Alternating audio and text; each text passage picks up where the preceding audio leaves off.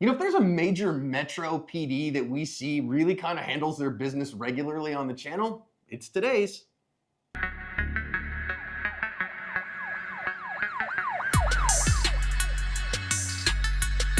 Hi everyone, welcome to today's research-informed badge cam lesson here at Active Self-Protection. I'm your host, John Correa. I'm your co-host, Mike Williver. Pause it right now and see if you can guess the city we're going to be in. Leave us a comment.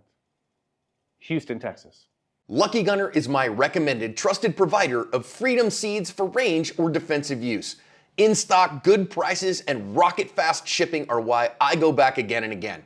Because of new guidelines, I can't link their site or say it, but you're smart and you can find it with a simple Google search. Stick it to the man by paying them a visit today.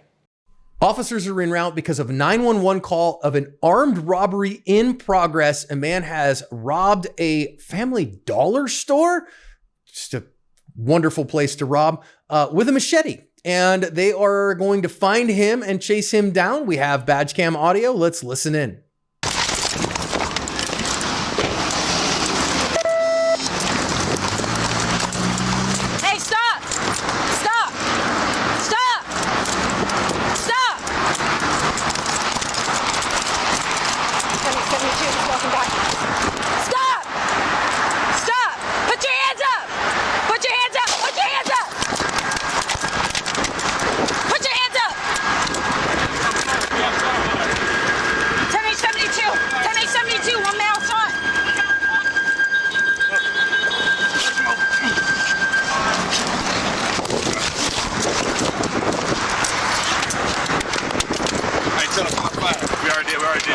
Already did.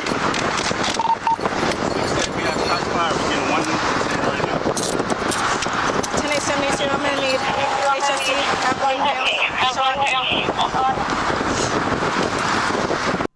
If you go read the news stories that I've linked in the description, this guy took quite a while. He lived through this initially, but eventually succumbed to his injuries and took the suspension bridge temperature challenge. Thankfully, no one else was harmed in this one. Hey everybody, it is not too late to register and come to the ASP National Conference. Did you know that it's literally the best training available all year long, anywhere in the country, and all for a good cause? Yeah, I've been plugging this on the podcast. And not only is it a fantastic time, it's fun, right? Super fun. Best training you can possibly get for the best amount of money. Conference style, so classroom classes, range classes. Lunch is provided, breakfast is provided. Extracurriculars. It's a fantastic time, and it really is for a fantastic cause to help these young people out. Link in the description. Come join us. You know, Mike, a unique thing that cops get that private citizens don't get is they are coming on scene. They're coming from off the problem into the problem. And I think that gives them a real opportunity to think through, to use that box breathing and combat breathing, and to tell themselves, okay, I am calm. I have all the skill that I need. I make good decisions under pressure, and to use those scripts internally to make good decisions here. And I think that's a real benefit. So we always say that calm's a superpower. That's true, but it's also a skill set. It's not just a supernatural thing to just be super calm all the time. I think there are people who are sort of born that way more, to an extent, more than others. But those things, those processes that John was talking about are important to employ. I wanted one more quick, this is a pet peeve of mine. Having we call it the good time radio, having your AM, FM radio on, your music playing in the background during a situation like this.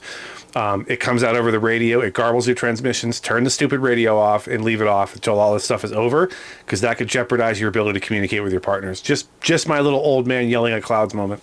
Just a little old man yelling at the clouds moment. You kids these days and your punk rock music and your long hair.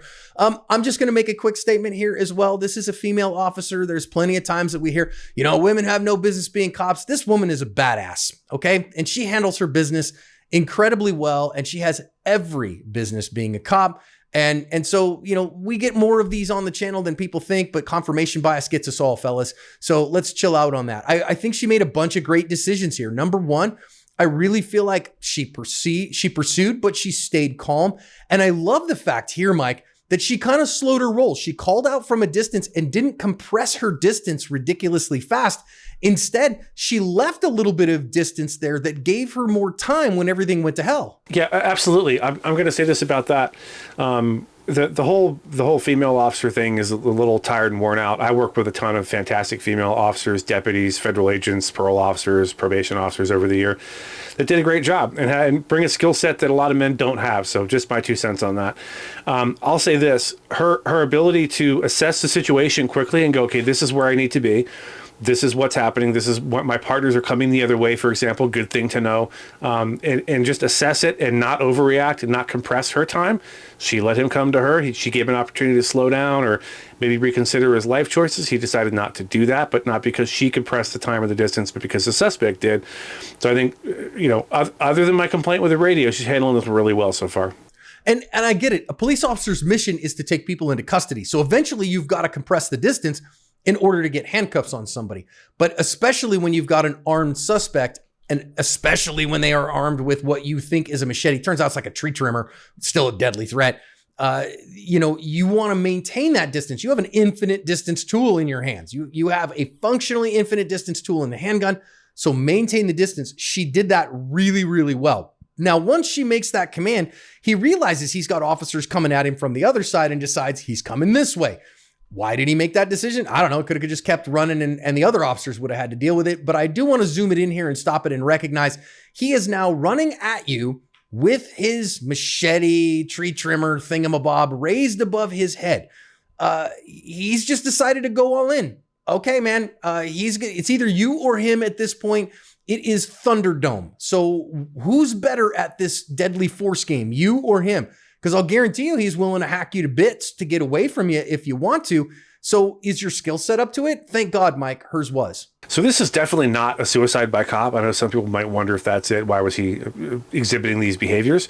We've seen far too many of those, unfortunately, on the channel and in general in the media. No, this guy is a criminal and he wants to get away. He doesn't care who gets hurt or injured or killed in the process. He just doesn't want to go to jail. So he's willing to do whatever it is. With that said, whether or not it's a suicide by cop situation, understand that either way, someone running at you with an edged weapon over their head is either desperate to get away or desperate for you to shoot them, and they'll push it as far as they have to get to the end that they intend there to be at the end of this story. This is a little bit of nightmare fuel. This is happening now. This where John has frozen this image is something that no cop wants to ever have to see.